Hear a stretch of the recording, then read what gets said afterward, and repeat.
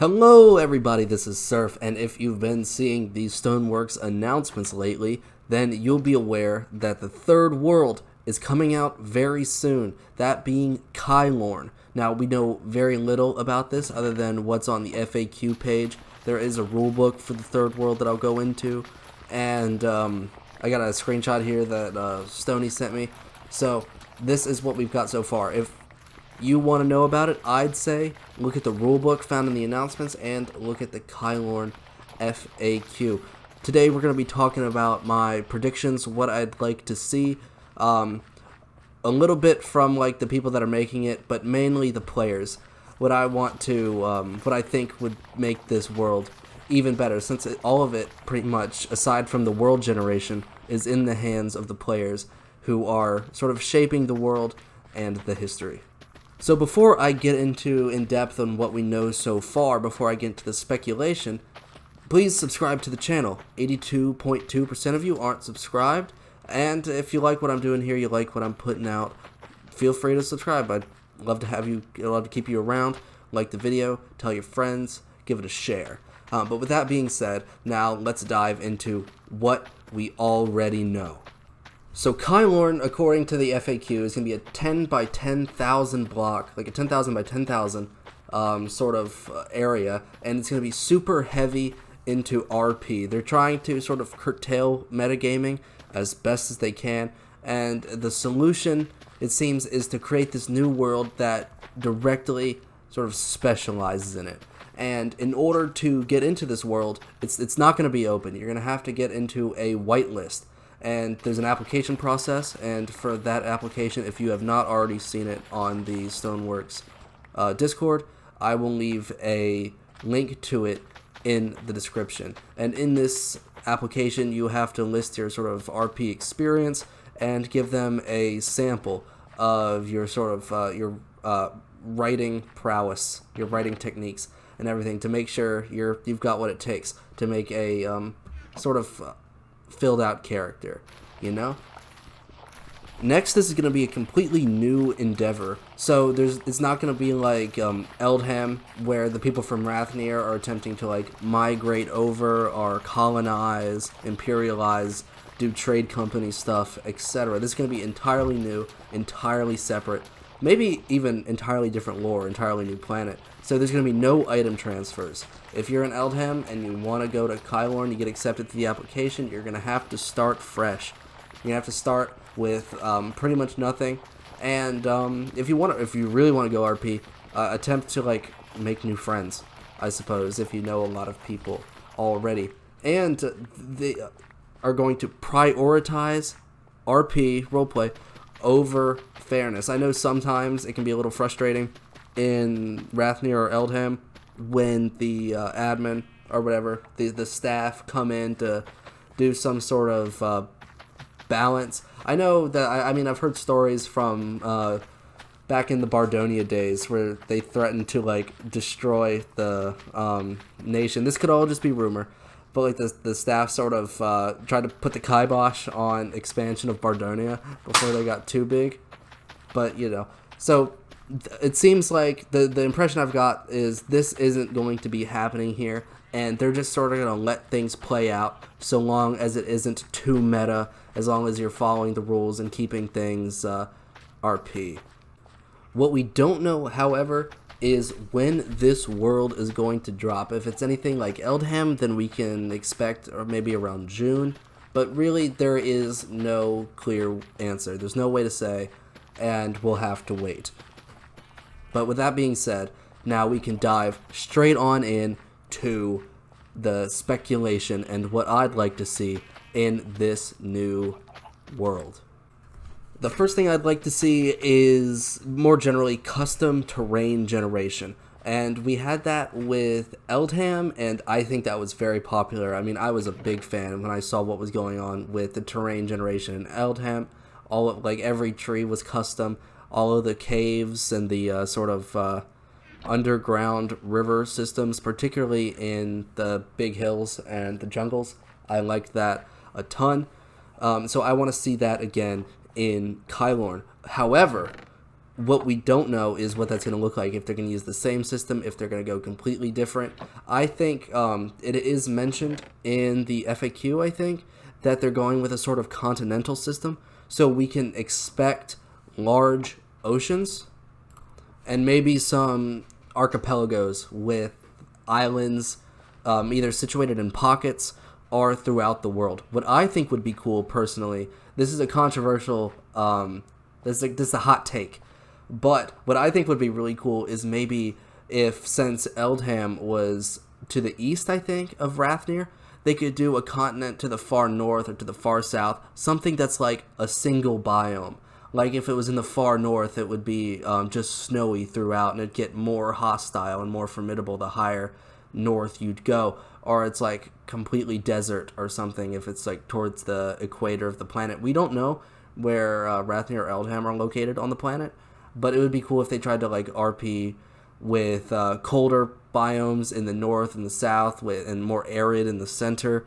But yeah, also random abandoned structures. That was something that was sort of rare in Eldham, but I think they would do well to go big, you know?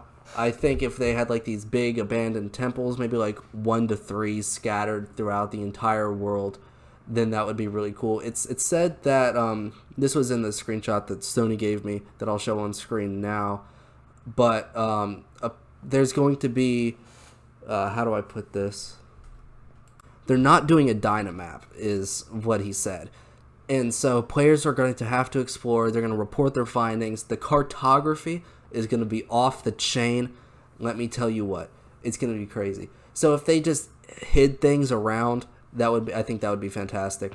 Just some temples here, maybe some caves with like a book. If the admin wanted to go around with their creative mode or whatever and place like a lectern and a book that's like a 1 of 1 somewhere and make it extremely expensive, some collectibles, I think that would go a long way.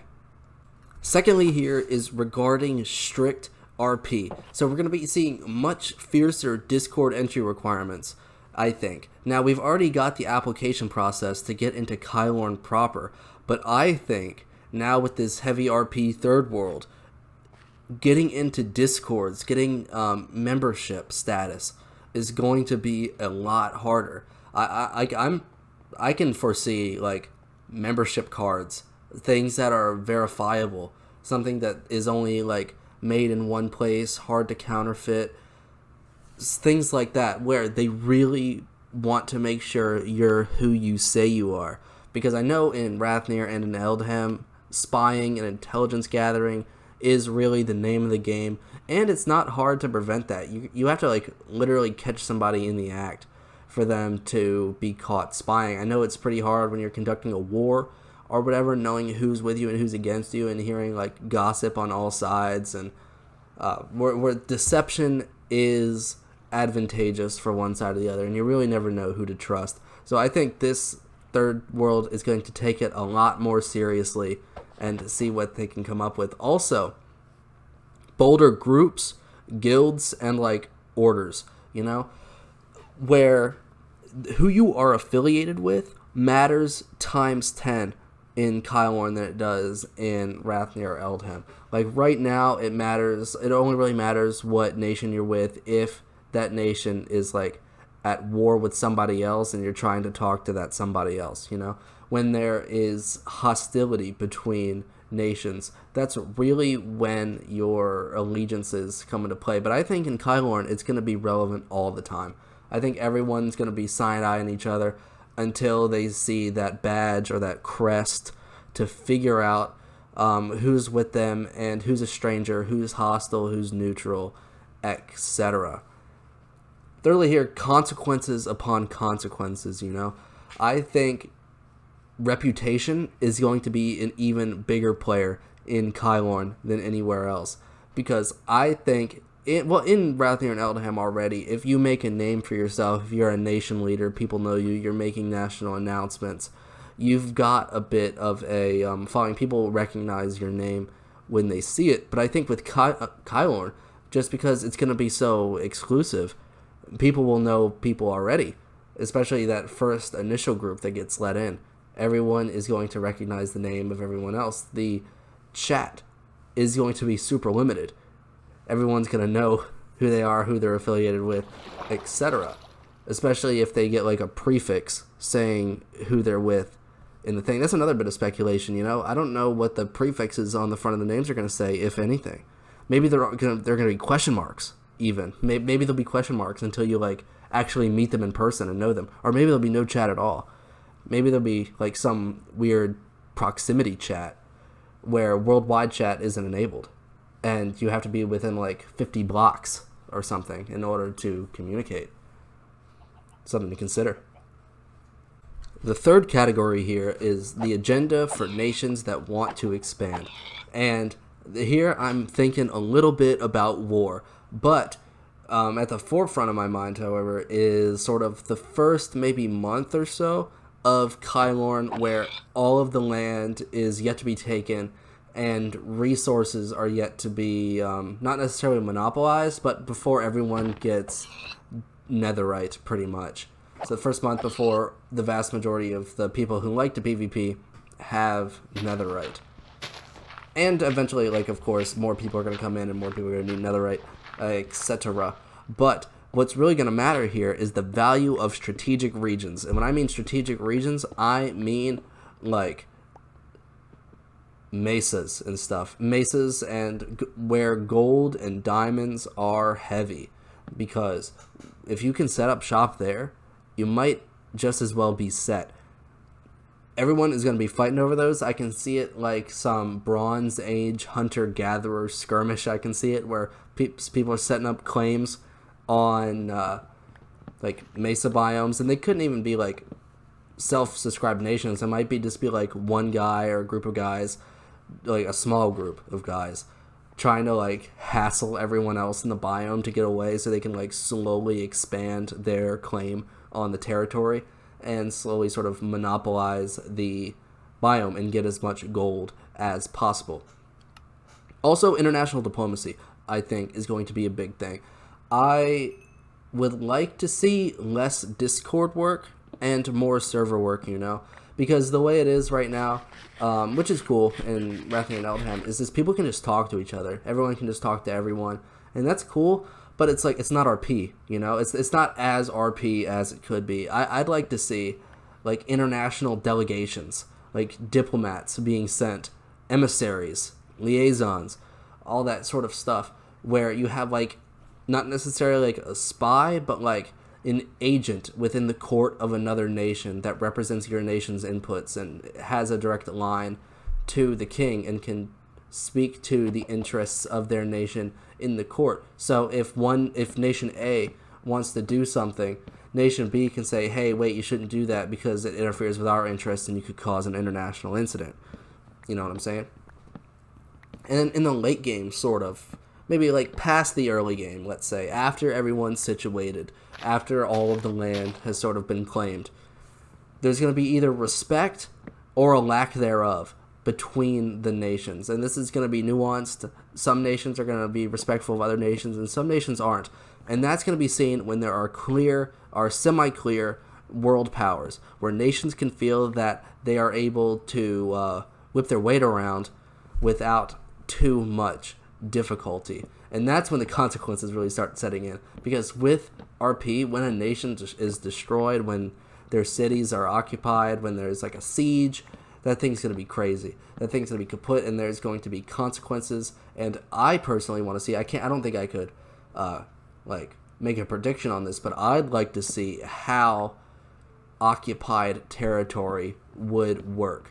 Because the way it works in Wrathir and Eldham, if your nation loses a war or they lose a city or something, the population therein is pretty likely to just split, make a new home somewhere else, move to the next city with the nation they're a part of, or etc. But I want to see people try to stick it out and see how that goes. The fourth thing I'd like to see in Kylorne is server events with lasting consequences. So let's say like some sort of evil deity or an overlord or like a lich or something takes claim or takes domain in a portion of Kylorne. This would probably be in like the very beginning before any sort of claims have been set or whatever, it'd be made clear, like, in this corner or in this region there's like an evil wizard and he's got a castle or something, and then maybe a week or two after the server opens to the first group of whitelists, everyone can be like, hey, let's go and fight it, and let's liberate this section of the world. I think that would go a long way. I think people would really like that. It's definitely a networking opportunity. You're going to make some friends, and not lifelong. What am I saying? Like, you're just going to make friends, all right? You're just going to get connections with people who are also starting nations, and that can start as like a base network of allies, at least in the short term. Also, hostile raids from players in other worlds. I think that would be really fun. This would take some doing. This would take some administration from the staff team. But what was in my mind was like all of the players that were whitelisted, and then create like a separate whitelist, a whitelist that would be very easy to retract from, of players in Rathnir and Eldham who weren't whitelisted, who volunteered to come into the server for like a night or a couple days and like raid.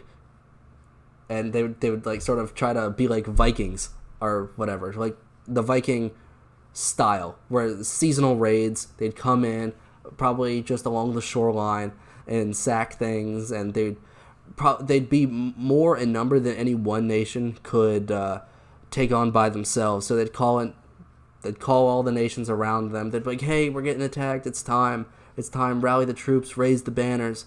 And all of the people in the surrounding area of Kylorne, all the native whitelisters, would rally together and try to defeat the seaborne raiders from Rathnir and Eldham. I think that would be a pretty great idea.